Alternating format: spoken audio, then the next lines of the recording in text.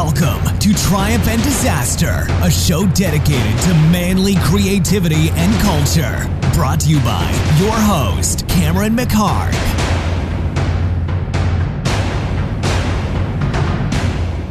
Hey guys, it's Cameron McHarg, and this week's episode of Triumph and Disaster is brought to you by TornbergPhotography.com, TornbergPhotography.com, and TornbergHeadshots.com.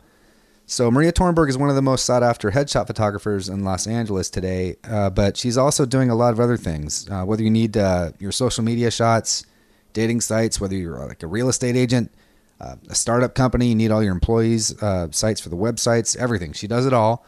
And so once you contact TornbergPhotography.com or TornbergHeadshots.com, call her or email her, mention Triumph and Disaster, and she'll make sure to take good care of you and give you 10% off. So just say Triumph and Disaster, mention it in the email or the call, and she'll give you 10% off. All right, this week, Mark Pellington, Part 2. So by popular demand, I've been hearing a lot from you guys. If you email me at triumphanddisasterblog@gmail.com, I will answer you, and I have listened, and Mark Pellington is back, and this is a fucking amazing episode, but it's also a little unusual. So the day that we recorded this was the worst storm in LA in 20 years. So, and I'm from Seattle, and in LA, you know, when it rains, it could be like a little mist on the windshield, and it's like storm watch on the news, and everybody shits their pants. This was real. This was like freaking lakes in the streets, and it was just dumping so hard you could barely see like past 10 feet. It was really, really dumping. So I get there, I get to his office, and the whole courtyard is flooded. He's yelling from up the stairs, come on in. There's like a disaster in the editing bay. There's the ceiling is leaking. And so long story short, the interview cuts off short. It's about 40 minutes in. And the whole time I wanted to talk about specifically about his process, which we do a little bit, but we talk a lot about his new movie, Nostalgia, which I was able to see actually a little bit of. He invited me into the editing of it, which was fascinating.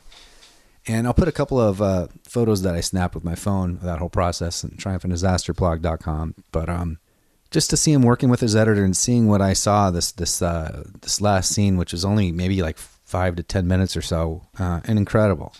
Really cool experience for me, and we talk a lot about that and other things. And we start to get into the whole process of it all, and disaster struck, and he barely averted, a real disaster. So like his ceiling in this editing bay basically blew out, and his drives and everything were fine for this movie, but his movie was actually almost damaged or destroyed, his actual movie, which is crazy. So I was there for that.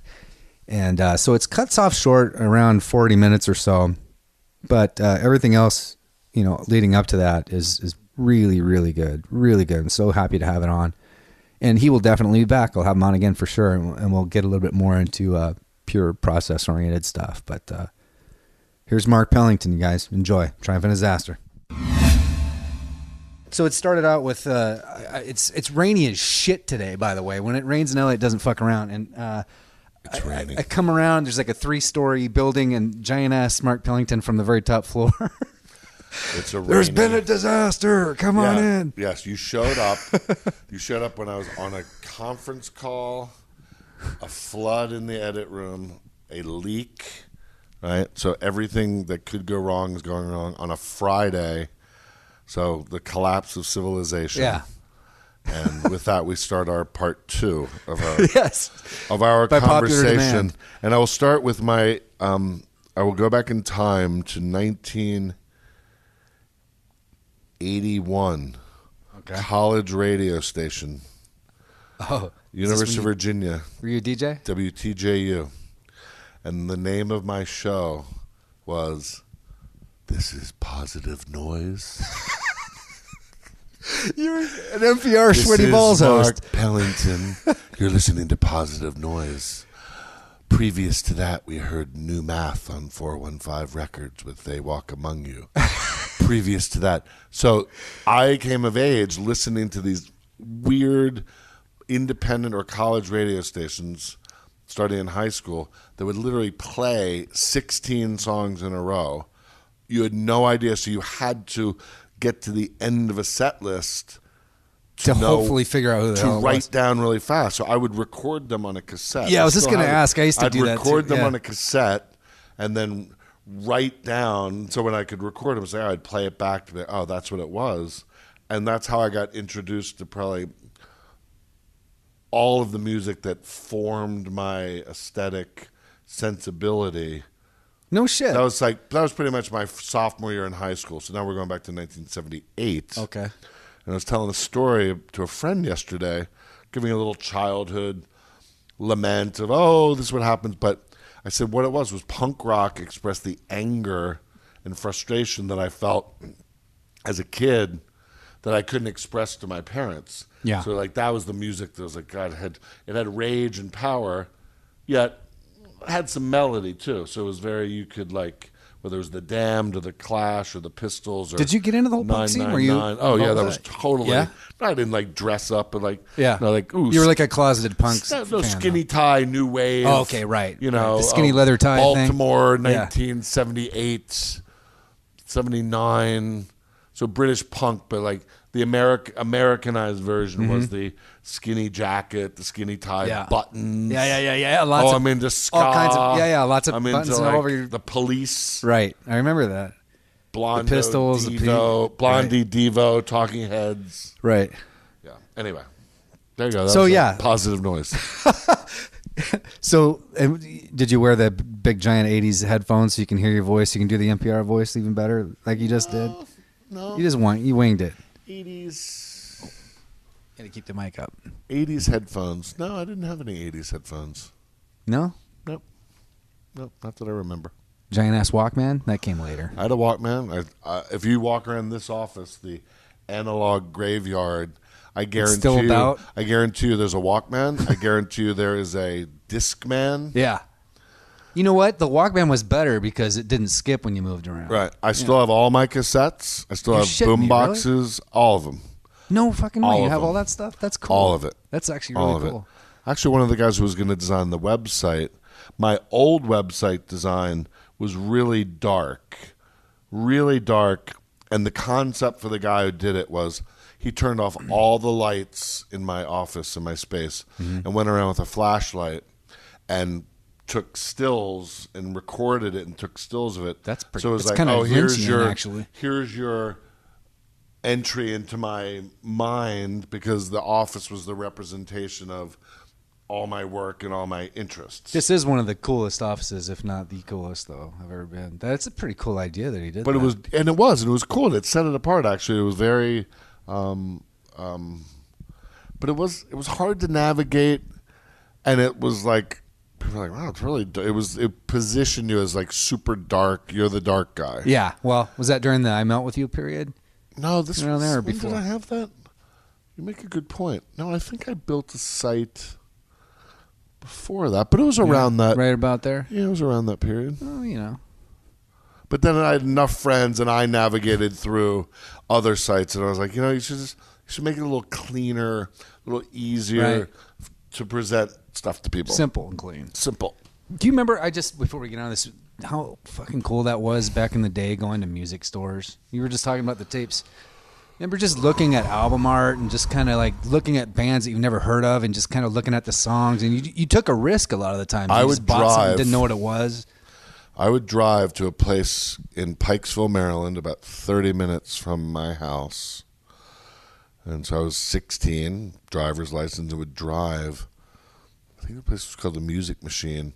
And it was the only record store in the Baltimore area that really got the imports from England, the 7 inches, the EPs, the singles from New York. This crazy It B-side carried things. this magazine, which was the Bible for me, called Trouser Press, which was the kind of like indie, New York, New Jersey based, really like the indie punk new wave cream of the crop, the record review. So if you wanted to be like, ooh, I'm going to get that import single from The Colors, or I'm going to get Polyrock's EP, or whatever the band was from England or America, they had it.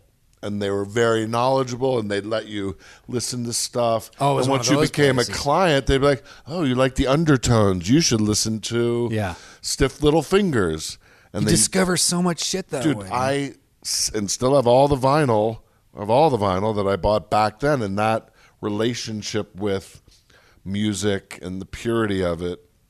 You know what else too, man? You would go home and you had to basically sit there and listen to it. You know what I mean? You'd go put it on and sit down in a dark room. You'd listen, lay down and listen to it in the dark, maybe, or just listen to the whole, absolutely, all the way through. Absolutely, it was like a ritual. And you'd put it down. About 3 weeks ago, I was driving, and satellite radio had, blah blah blah. Now we're going to play the entire Outlandos D'Amore record, the Police's first record. I was a big Police fan.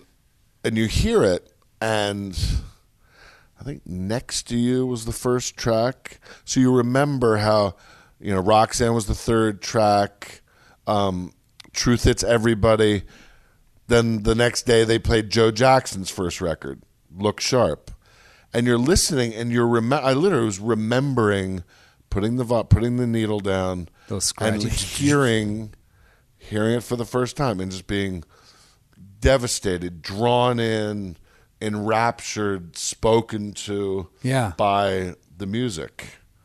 It was taken as a whole and like a ritual. It wasn't like a little, you buy a song, you listen to it in your car, in your iPod, or what. It was just... My daughter is 14, and I think maybe a couple of weeks ago, she was listening to something, and she listened to the whole song, and I said, "Do you know in the last year, that's the first time I've heard you listen to an entire song all the way through?" A song? The whole song. Without... Much less an album. Okay, you think about it. Intro, verse, chorus, verse, bridge. Right. Like, I'm talking, pop music. She'll listen to Adele music all the way through, songs. But like some of this other stuff, she'll be like you got it. It's like candy. How many handfuls of Skittles do you need? Not like the old school concept album days when it's like an entire an attention story span and generations and stuff like that. So it was fun. It wasn't like you need to listen to. Yeah, I know. Yeah. Bella, listen to this 11-minute track from Yes on deep tracks, which I've also been listening to that because that stuff was very cinematic. 70s music was very cinematic. It would have these very quiet intros. Then it would build. I think the whole album would be Stairway to Heaven, like just like a whole they would experience. Go up, yeah, and come down. So in a way, this is a good setup for Nostalgia, the film that I'm editing now. Which I was just privileged enough to see some of that process. Hey, we were editing. We're about 6 weeks into editing, and I just watched the 3 final scenes in the film. Arndt Wolf P. Mueller, brilliant editor, showed me the next pass of 3 cuts. And Cam was witness to that, and the film was very independent. I decided in the spring, commissioned a writer named Alex Ross Perry, who's a writer-director, made Listen Up Philip, The Color Wheel, Listen Up Philip, Queen on great. Earth, Queen of Earth, I haven't seen with Elizabeth Moss. He makes these very funny yet dark and acerbic and mixture of drama and comedy, and I can imagine based on Listen Up Philip. I thought that was brilliant, actually. Brilliant. Yeah. Brilliant writer. Very literary, very brutal, and very different sensibility than mine. He had been a fan of I Melt With You. Okay. Or an admirer of it. I think when filmmakers say, hey, I really admired that film, or I appreciated that film, or I respected that film, they might not have enjoyed it, but I know exactly what that is. Acknowledgement to say, hey, I told Kevin Smith at Sundance, I said, I appreciated Clerks. I didn't like it as a film, but I appreciated it and respected it. I'm sure he was fine with that. So I commissioned Alex.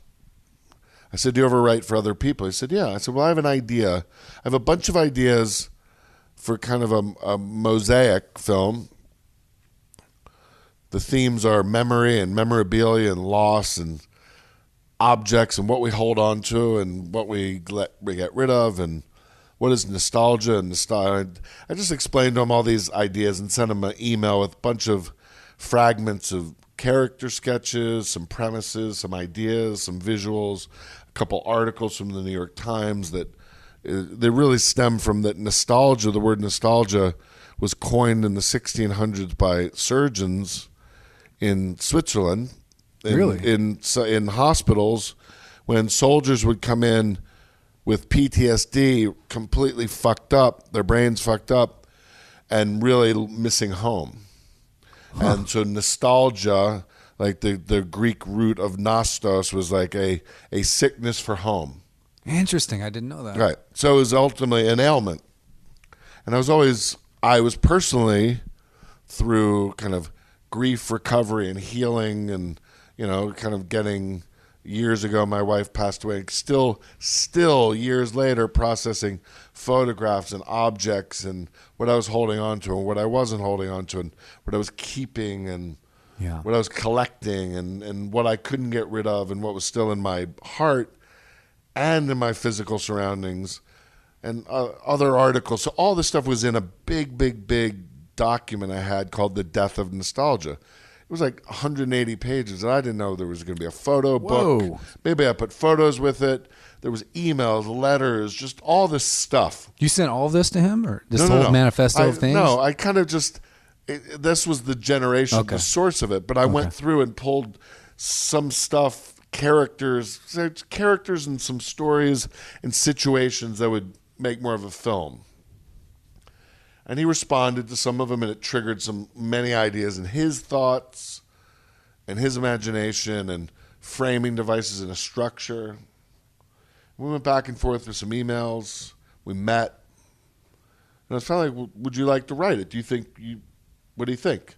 He goes, yeah. Wow. I think I can do this. That's exciting. Give me a month. Give me a month and let me come up with an outline. Uh-huh. And so about 3 weeks later, he sent me this outline, which was just incredible. We had talked about, we didn't want to do, first we just said, do we want to do a thing where the characters all convene on a central location like Nashville? Do we use a location, let's say a memorabilia convention? Do we use that as the framing, as the situation where everybody comes to? Right, as just a general, like a hub for everybody to sort of as the wheel for these stories to connect to. And I said, I really like the world of memorabilia, whether it was sports memorabilia or stuff. I said, but that means everybody's kind of got to be connected to that specific thing of sports, and I didn't want like that. A subculture. We also decided, we had watched the spate of the movie Disconnect, the movie Men, Women, and Children. There was a Tim Blake Nelson movie called Anesthesia. Mm-hmm. Ensemble, multi-character, kind of technology's bad, manifesto films, multiple characters, intercut stories, stories intercut, a la Crash, a la Shortcuts. Sort of Altman-esque, yes. Right, so Shortcuts and Shortcuts did it great first. Then Crash did it very well. So Mosaic. But I said those other ones had been, maybe because the theme of technology this wasn't our theme. But I said my personal feeling was, from having watched all three of those carefully and respecting the filmmakers very much, if you didn't like one of the stories, number one, they would usually have about 6 stories. And if you didn't like one, you kind of checked out. You're like, I can't wait for this Alexander Skarsgård. Whoever to come back. And whoever the actress was. That story's not holding my interest. Right. But once I would get back to this one. So you're really like, here you're playing 6 songs, and you're going to play about 15 seconds of each song. And so you're getting that, and it's non-linear, but I was like, it didn't satisfy me. Mm-hmm. So we talked about, do you have fewer stories that you do that with? I said, what if it just felt like we talked about, we knew that Kelly Reichardt, certain women, you could talk about Moonlight. Okay, these are three separate stories, completely independent with Moonlight, same character, so time was the structure, right? Other times it's place is the structure. And I said, what if it kind of felt like, and what came out of his outline and what we had discussed, like what if it came out like an album, the way you would put a song on, then the next song. Interesting how and we the started next with song, that accidentally. and so I said, what if it was like 6 songs, and so by the time you're hearing the third song, it's the same band, but something new has been introduced. And I started listening to some of my records, and I was listening to like Sandinista and be like, wow, there's 6 sides to Sandinista, Clash's fourth record. Pretty epic. But boy, by the time you're into the second side of the second album, it sounds completely different than where you began. But same band, but they're trying new colors, a different tone comes in. And I listened to some other records, and I was like, wow, okay, so the sequencing, right? Right. An aggressive thing, then maybe you play a ballad, then it's something else. So rise and fall. So I like that feeling. And that kind of inherently came out in the structure where the central character, an insurance adjuster, someone whose job is to ascertain the value of an object and not of the person's life who had the objects. So that insurance adjuster was our gateway to life 1, life 2, life 3. And in life 3, widow played by Ellen Burstyn. Probably my favorite female House actor. fire. What do you take out of a building when you've got 2 minutes of your house is burning? What do you take away? You've got 2 minutes. That was a premise I had. That's what she's faced with in this film? And that came from a premise I had that I always wanted to do a music video for it. I said, okay, or 5 minutes. I was like, that's the perfect idea for a video. Like, because like the fire starts, you've got 5 minutes. What are you going to take? What's the value? What would yours be, by the way? Photos, tangible photos. You have a book of a photo, or you grab one single one? Oh my God, I've got way too many, but there's key photo albums. There's a fire. You got a minute to decide what it is. So, but that's universal. Yeah. Everybody would take something different. Yeah. But so Alex wove that idea, just that idea, into a woman who was go through the ashes of her house, burned to the ground, and what she took with her jewelry and a photo album stuff was a 1947 baseball signed by Ted Williams that had belonged to her late husband. Okay. She spins that into what was the tale of the baseball, what was the history, what was the meaning of the baseball. So as the movie unfolds, the insurance adjuster disappears, and now you're suddenly with Ellen Burstyn. Ellen Burstyn living with her son, Nick Offerman. What does an old person do? Do they live with their children, right? Do adult children who have kids of their own, like, do they have the parents live with them? Should they get into nursing homes? Like, what do you do? Assisted living, a retirement community? Also part of the interest of me in the film, aging. These were all personal things that I had gone through and was interested in. So Alex was able to weave that into the story, and the woman takes the baseball and decides she's going to sell it or go to Vegas to a memorabilia dealer played by John Hamm.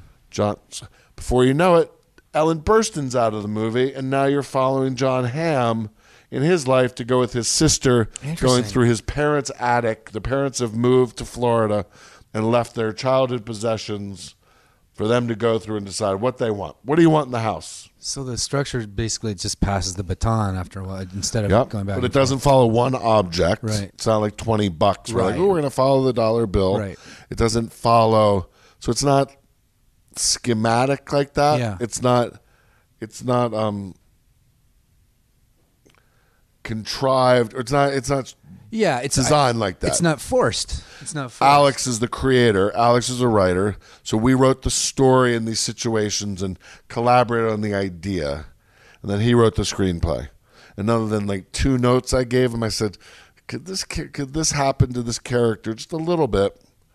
Other than that, I barely touched it. Wow. And then I walked in on the culmination of this story that you're talking about. This last, 5-10 minutes or so, this last scene of all these characters. Right. So something happens, which I won't divulge. And at the end, the movie, brings you full circle back to what is the value of an object? What do we hold in our hands versus what do we hold in our hearts? I got to tell you, man, I didn't know the story yet. This is, as you're telling me, is how I'm finding out right now. And I only saw that portion. Yeah. And everything that you're saying about nostalgia, and this has nothing to do with any exposition. This is just images that I saw there. Yeah. Bruce, can I say who's in it? Sure. Bruce Dern and Ellen Burstyn and John, all these people. The feeling of nostalgia. I had that feeling of nostalgia, without even knowing what it was about, and that's a powerful thing, man. And there's no way that what I've seen anybody could have made without having had some real life experience, man. I mean, there was it's the same person who made I Melt With You, and the same person who made The Last Word. So it was just an interest, and it's funny, like it doesn't feel like, ooh, it was therapeutic. It was just an interest, and I said, this is what I'm interested in, and this is stuff that my friends and a lot of people I know are going through this, and just exploring. And I was like, God, I haven't really seen a film that kind of explores this subject matter or material. And again, well, I'll just try. I was like, see what Alex can do. Like, what if I invest in the script and you invest in the script, you say, great, you could send it out and 8 million actors could pass, and there you go. Never got made. Believe me, I got a pile of scripts that I've gone out with that didn't get made for whatever reason. Sure. This one, we were able to, my producing partner, Tom Gora, who was my old producing partner on my first 2 films, we reconnected in life because he had gone through, basically took a 6-year break from the business to go up to Seattle to take care of his parents. And as his parents were getting older and then a little bit older and infirmed, and literally from taking care of your parents to them in a retirement community to them in hospice, the whole cycle. Yeah. Now, the whole movie isn't about that, but it touches on these things. So he came back and really helped me pull it together. And we had a great casting director, Vicki Thomas, and within a week, John Hamm read it, liked it. Sally Field liked it, couldn't do it. Ellen Burstyn, yes. Wow. Pass on. Alan Arkin, go to Bruce Dern, click. Catherine Keener, first choice, in. Chased a few other big people, loved it. But so you decide, because Alex's model was he makes his movies for about under $400K, does them about 12, 14 days, anywhere from 10 to 12 days. Gets good ensemble casts where you're not asking anybody to work for more than a week, right? And I took that model as the idea, said let's shoot between Thanksgiving and Christmas, 3.5 weeks. Wow. Because no actors, you're either working or you're not. You've either got your movie, you're busy. If you start to say, and this was like September, if you start to say, the beginning of next year, it's too far away. They're not going to go do a little movie. You say, we're financed. Get a strike while it's we shoot hot. with a start date. Yeah. It's tangible. Yeah. We didn't have the money, but you say you do. That's the only way to do it, isn't it? It's the only way to do it. You just have to will it. You have it's to, so you have cool to plant hear your you flag. saying that. I mean, we talked to guys trying to make a short film saying the same thing. It's got to so cool. do it. Steven Soderbergh told me that. You got to will it into happening. You just got to fucking do it. But when the actors start coming on board, then that's what makes it real. And then it's the normal. You got to produce. You got to find locations and blah blah blah blah blah. And take chances on new DPs and new people. And ultimately, but you're like, I'm gonna make the movie. I really wanted to make a second movie this year. We had made The Last Word in the spring. I really was like, I want to make another movie. Man, I was kind of like, what the fuck? Is this another movie? This isn't the one with Shirley MacLaine. Yep. So you knocked out, since we talked, 2 fucking films. 2 features. Yeah, Shirley MacLaine and the... It's amazing. Which and this one. You want to say, what was the title of that one again? The first, Shirley MacLaine? Yeah. It's called The Last Word. Right. It's coming out actually in 2 weeks. March 1st. We premiered it at Sundance. Played really well. Audiences really dug it. Most of the reviewers were pretty positive, mixed positive. Everybody loves Shirley. Mm-hmm. You know, you make I Melt With You and it gets eviscerated and people hate it and nobody sees it and like just a nightmare. Mm-hmm. So I kind of, you know, consciously, as a couple of other films weren't getting off the ground, I was like, I like The Last Word. And this is kind of commercial and, you know, it's okay to make a commercial movie. Of course. We go to Sundance and some people are like, oh, it's really commercial and formulaic and predictable. And it's like, I don't know. You know, if people show up, that's what I want. Because the movie is geared for a mass audience. But that's sort of where you were, right, in your life? No, I mean, that's where I was in my life. Yeah. And I was like, great, you make this kind of movie, make that kind of movie. Like, I'm 54, and I'm like, let's just go, man. Let's go. Let's get this.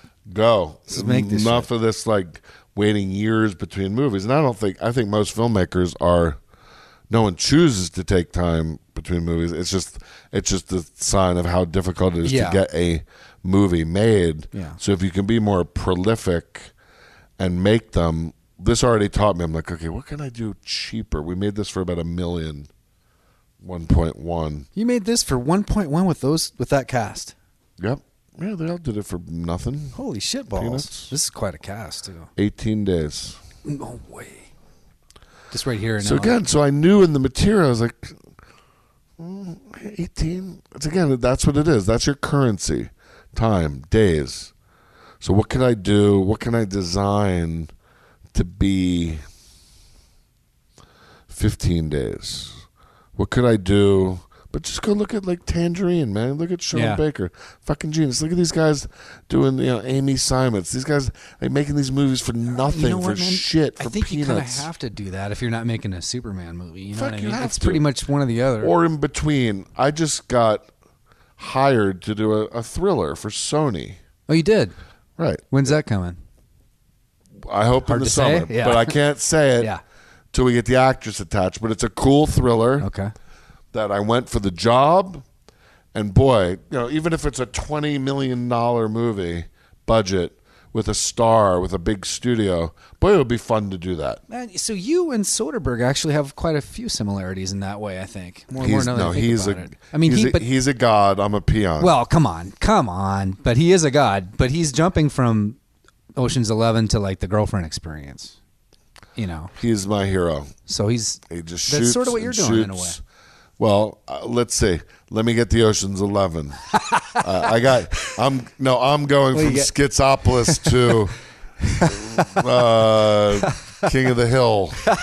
Right. I'm him in his King of the Hill. That's an old reference. I'm Steven. If I could be as lucky as to be Steven in his Schizopolis era. Yeah. Which he had to make to get out of his system, and then gets out of sight. And out of sight was his entree back. Right. It's just terrible to say, but it's just like, as long as if you just go make don't lose money for people, they might entrust you to make another movie. But it's all changed, and it's fine. And it's like, you just... A little bit of one for you, one for them. Yeah, but it's not even that anymore. It's just hard to get made, and you also try to do some TV and see what happens with that. And you mentioned this whole process and manifesto thing that you put together for this movie? Do you do something like that? Does something like that, whether it's intentional or you just find yourself kind of putting something together or thinking about things, collecting? Well, things? the movie came out of this, the 168-page Death of Nostalgia. It came out of like an unformed, some structure began to develop in it as you're literally just taking stuff from your files and movie ideas and things, and I was like, this is all about the same thing. This is literally all about loss in one way, shape, or another. Like, if you had to singularly say it was about that. So I do have another one that I'm actually just last week, put a bunch of stuff in. I was like, okay, this is the subject matter. And a writer that I love named David Burke, who wrote a script for me that I love called Galveston that I'm determined to get made at some point. He just wrote and adapted Elle for Paul Verhoeven. Now David's like getting a lot of heat and like, oh, David's a genius. I've known David's a genius for 10 years. He's one of the greatest writers ever. So in this big mass of things is a treatment that he wrote, some ideas that he and I bounced around. So I think I'm trying to like get together with him and say, okay, let's do that. Let's do the nostalgia model for this subject. Some formal ideas of some stuff I want to try. Some like just some displacement, some stuff where a part of the film you only hear, a part of the film you only see, a part of the film you only read. You know, just like let it be experiential, yet enough of a plot, right? So you take to make it a movie. Sorrentino or Under the Skin, right? Which we both love, right? Enough of a plot. Need to see that again. Thin enough of a plot and enough of a through line and enough character for actors to want to play it, right? And that doesn't make it just an abstract film. So less abstract, or more concrete, I should say, than Jodorowsky film, right? But somewhere between that and a linear indie movie, something to experiment with. Sorrentino, you mentioned? Yeah, who did Great Beauty and Youth, which I loved. I've only just very recently become aware of him. And I saw the Great Beauty and it blew my mind. I'm fascinated by him. Yeah, and Youth I loved. And, you know, like Flights of Fancy, and just like, it surprised me and it was emotional. And I mean, just some people, it was funny. When I was talking to Alex Perry, he really didn't like Sorrentino. It was interesting. We had this long discussion. Well, you know, earlier. He goes, why do you like him? And what it came down to is this. And this is where Alex and I are different. This is why he was a good writer for this, why I chose him, or I asked him to do this. I'm by nature sentimental. Yeah. I will choose sentiment. I will choose the expression of feeling on a certain level. And he's not. So if I give him sentimental, memory, going through your parents' photo albums, he brings an intellectual rigor, a literary voice, and a non-sentimental thing that when he writes it, it can hit you powerfully. But it doesn't tread in that world. But that's a nice balance between you. I think an interesting balance. Great, yeah. And it's not to say he's cold. Right. It's just like it's a different temperature. And I really liked it. So there's no formula. I respect him as a writer, as a director, as a person, and just like I can't wait to show him the film. Do you know what I mean? Yeah. Which I'm going to very soon show a work in progress. But you know, when you said we were talking about Kevin Smith with Kirks and these other things about how you can appreciate something but maybe not necessarily personally like it. That's how I feel about Sorrentino, actually, to be honest with like the Young Pope, for example. I don't know if you've seen that show or not. Which one? The Young Pope with You know what? It did not click me in. It's the same with me, but I really was like, fuck, who is this guy that made this? Like, I was fascinated, you know? Oh, yeah, he's very, very, you know? So very inventive. I really appreciate it, but yeah. I mean, that's, so you see this, and you know, you're just like,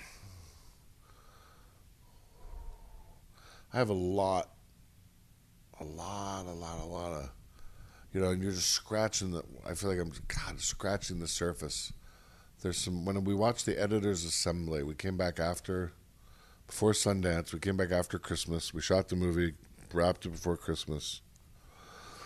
And he took a while. He wanted some time after Christmas to work on the first Editor's Assembly or cut, some hybrid of the two. It's like the first time you see the film as scripted, laid out. And he had told me about a couple of just like scene flips and one cut that he made. But you're still watching. I barely watched dailies because I didn't really have time. There were no cut scenes. So I went into the sitting there watching it very dry. And that's any filmmaker will tell you, wow, that's like, whoo, that's a real, like, it's like flying a plane blind. You're like, and you take out the blind, it's like, okay, is it there? Is it not there? Is it a movie? What was it? Holy shit. And I watched this, and it just unfolded in front of me, and I was like, who made this movie? I had chosen him for a certain reason. His films had a pace.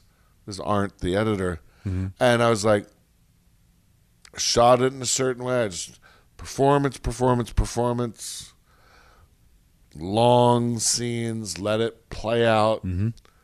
And then when the moments between the long scenes, the interludes could take these more poetic, abstract, non-linear kind of flights. Mm-hmm.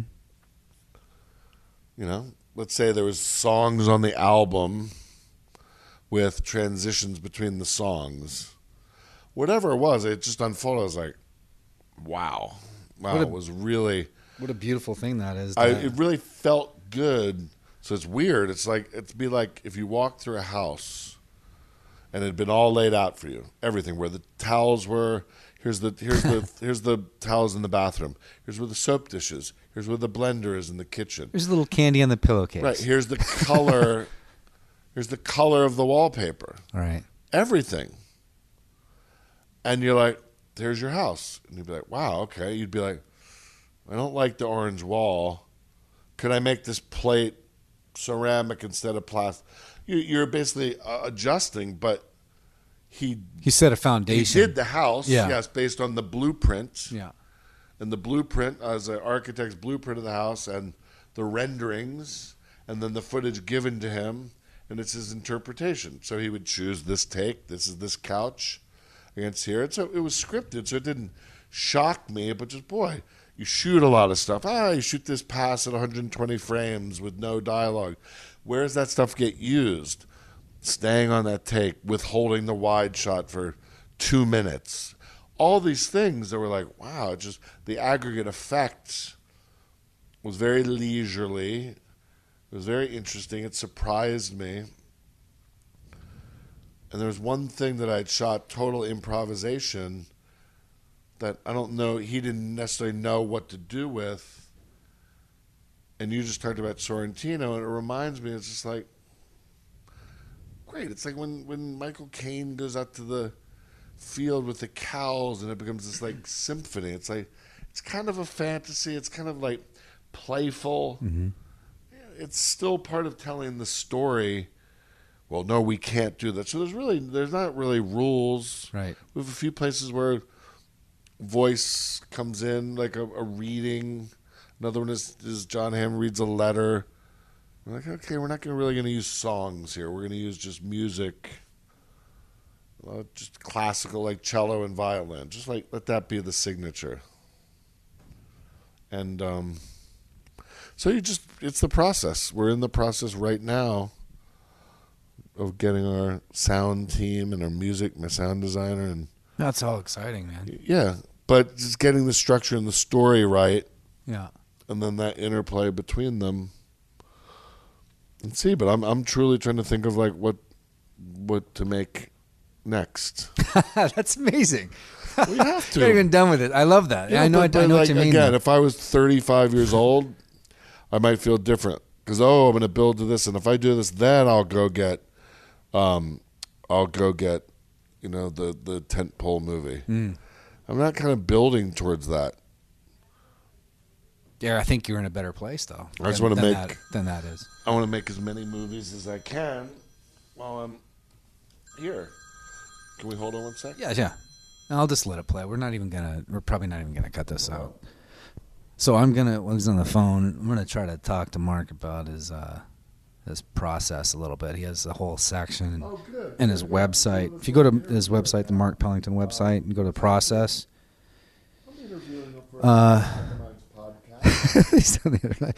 It has you'll see like catharsis, intuition, chaos, identity, mortality, spirit, memory, and processing. So, how much time do we have here, you guys? I think we're about 40 minutes in.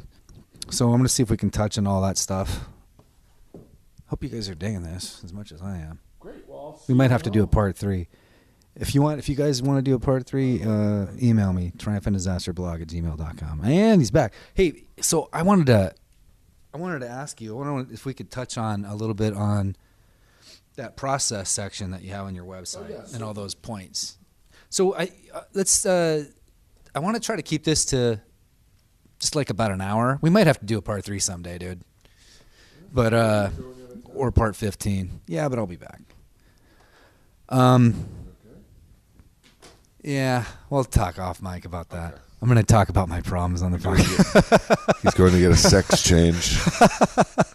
So Cameron Diaz going to Mexico. Coming back as Leslie, Chris, Lou. Yeah, I'll just change it completely, dude. I'm not going with the camellia thing. I'm going with something totally different. There you go. Good for you. All right, so on there you have, and I just read it to all these people listening, you have catharsis, intuition, chaos, identity, mortality, spirit, memory, and processing. Do you have those off the top of your head? Do you want to touch on all that stuff? Okay, I think when Ish, my friend Ish, who designed my first website and was going to do this flashlight through your office, through your brain, he said, he goes, what do you want to include in your site? I said, boy, I would love just to include history, the history behind projects, show all the work, and share a little bit about the different mediums and why I do them. And because the reason I'm into doing videos is different than movies, different than doc work or TV, and now the lines blur. She said, why don't we do that as a section? You could do that. And he goes, well, what else? He goes, well, what about the themes? I said, I'm a big one for themes. Like, I operate a lot on here's the theme, and then especially in music videos, all the images support the theme, and then there's maybe a loose symbolic narrative structure within it, but it's all fairly archetypal and not really like plot based. Mm-hmm. So he said, well, what would your themes be? Well, like it's all about the process. So if I looked at all the work and he had laid out all the things, there was just certain words that kept repeating that I felt like the body of work from the beginning kind of spoke to. And I also concurrently at that time was showing was asked to speak at a couple of places, the Museum of Moving Image, and at a college in Ohio, where they said, oh, can you show your work over the years? And so when I showed my work from the 80s, 90s into the 2000s, I noticed, I was like, wow, the 80s were all about speed, and the world's ahead of me and speed, and I'm going to cut as fast as I can because I'm trying to figure out this world around me.